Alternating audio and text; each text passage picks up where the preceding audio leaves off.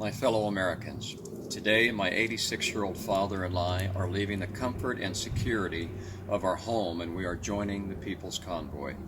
And because of our age, it will undoubtedly be our last stand for freedom before passing the mantle to a new generation.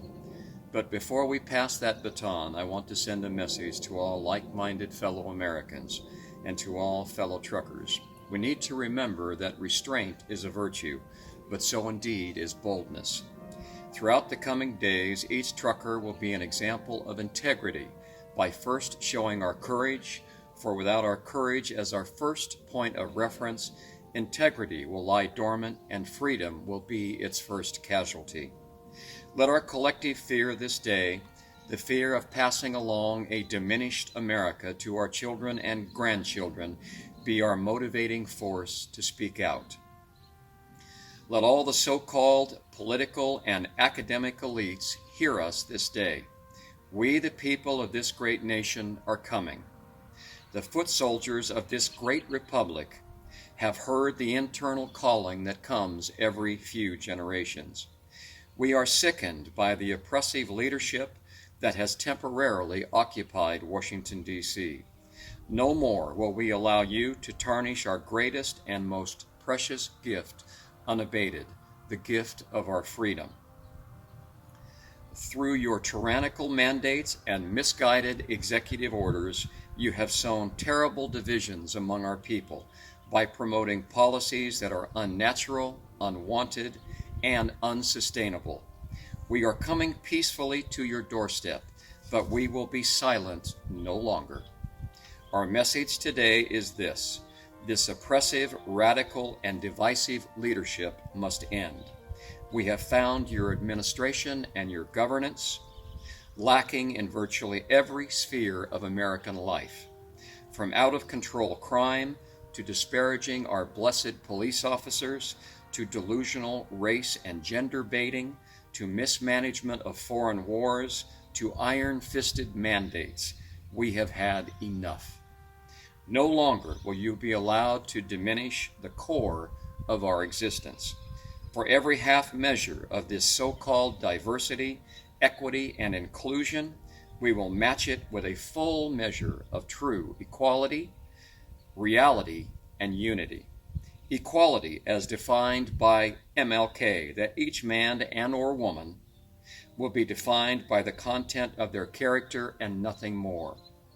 Reality as defined by nature's God and common sense, and unity as defined by one nation, indivisible, with liberty never to be taken for granted or given away. For every half measure of your incompetence, we will match it with a full measure of capability, effectiveness, and talent. For every two-bit power-hungry politician turned political predator, we the people will rise up with 1 million American patriots, directing you back to the precious ideals contained within our Constitution.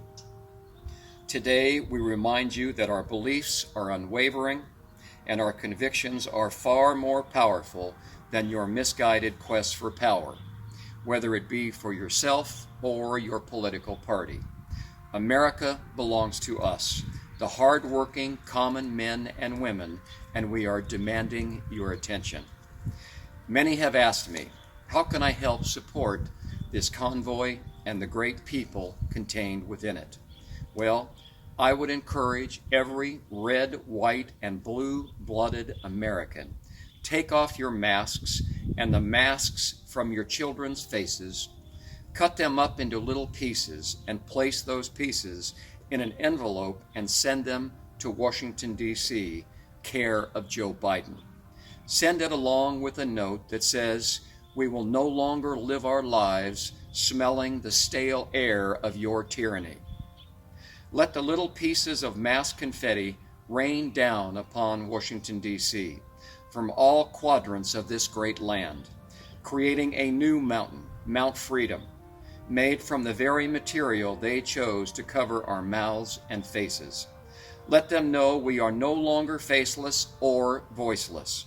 Let our collective voices be peacefully heard And let every voice that could not join us this day send a message that is unmistakable. Your political power is but a temporary condition, but our freedoms, America's freedoms, are already bought and paid for in full. They are enduring and they are non-negotiable. I would like to end by asking a favor of my fellow Americans. Please post this message on every social media site and every communications platform that will get this message out. May God bless this people's convoy and our long journey. May God bless these United States of America, and we will see many of you in our nation's capital very soon.